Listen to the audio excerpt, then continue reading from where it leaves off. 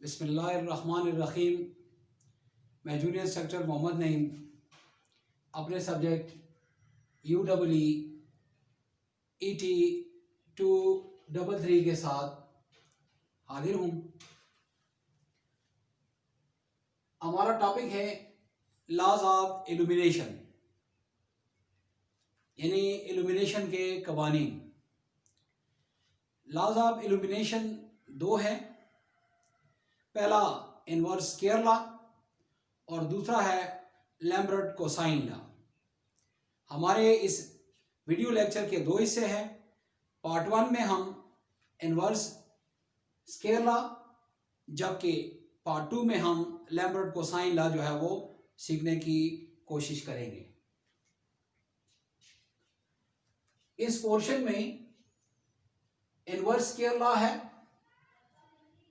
Inverse square law, इस कानून के मुताबिक the illumination of a surface, किसी सतह की इल्यूमिनेशन जो है इज इनवर्सली प्रोपोर्शनल, वो बिलक्स मुतनासिब होती है to the square of the distance of the surface from the source, उसके सोर्स से उसका फासले के मुरब्बे के बिलक्स मुतनासिब होती है।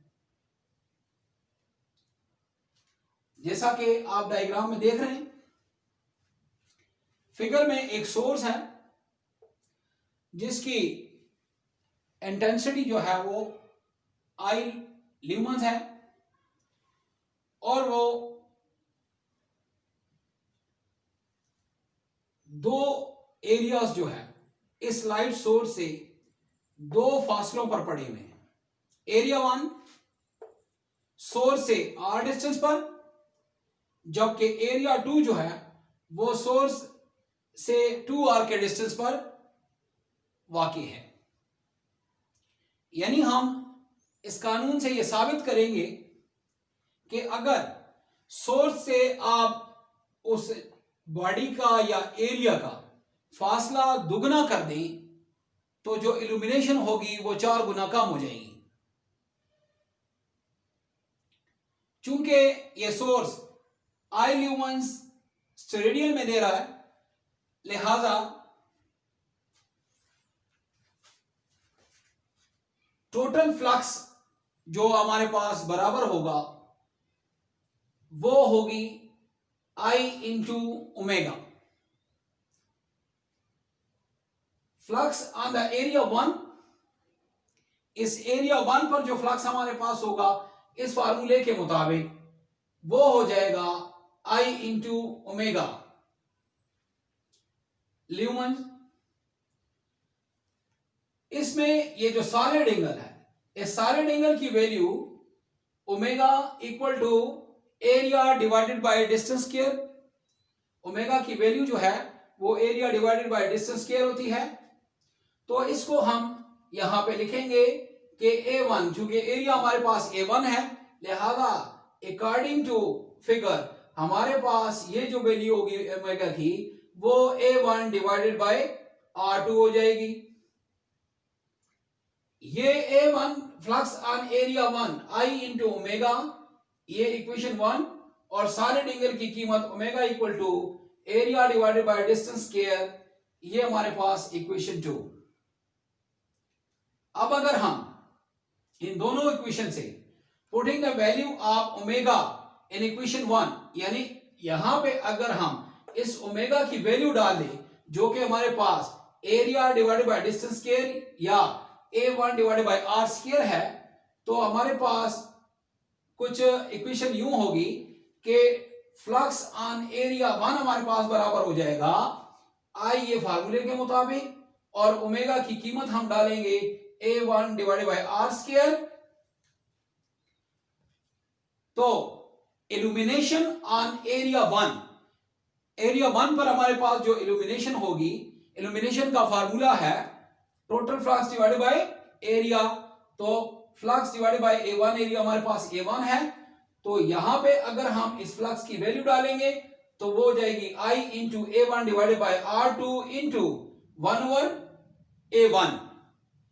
तो A1 के साथ कट जाएगा और आई 1 के साथ जब मल्टीप्लाई होगा तो आई हो जाएगा और आर स्क्वायर हो जाएगा।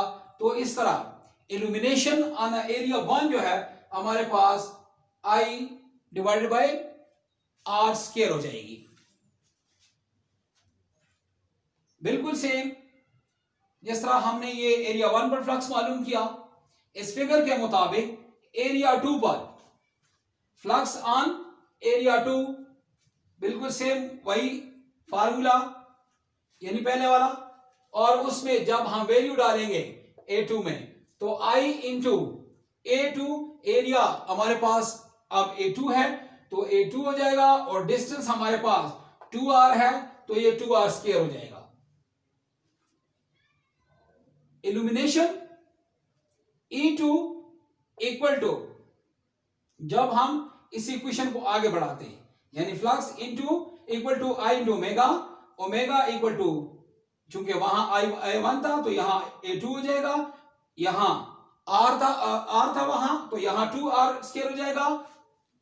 Flux on A2 I into A2 divide by 2R square, और इल्यूमिनेशन हमारे पास बराबर हो जाएगी I into A2 divide by 2R square into 1 over A2। तो A2 और A2 कट जाएगा, I 1 से मल्टीप्लाई होगा तो I हो जाएगा और 2R स्क्वायर जो है ये हमारे पास आ जाएगा 2R स्क्वायर। तो इसी तरह इल्यूमिनेशन ऑन अ सरफेस 2 जो है ये हमारे पास बराबर हो जाएगी I ओवर 2R स्क्वायर। तो इस लॉ से साबित हुआ कि अगर हम इस सोर्स से जिसकी इंटेंसिटी जो है, जिसकी आई इल्यूमिनेटिंग पावर जो है वो आई हो और आई ल्यूमेंस वो देख रहा हो किसी स्टेरेडियन में, तो अगर उससे आप फासला दुगना करेंगे तो जो इल्यूमिनेशन है वो उसके मुरब्बे यानी फासले के मुरब्बे के बिलक्स मुतनासिब होगी, तो इल्यूमिनेशन आपकी 4 गुना कम हो जाएगी। डियर स्टूडेंट, ये हमारा इल्यूमिनेशन लॉस का जो है वो पहली कानून थी, इनवर्स स्क्वायर लॉ। अगले वीडियो में इंशाल्लाह हम लैबरेंट कोसाइन लॉ को जो है वो प्रूव करने की कोशिश करेंगे और समझाने की कोशिश करेंगे। उम्मीद है आपको समझ आ गई होगी। अल्लाह हाफिज।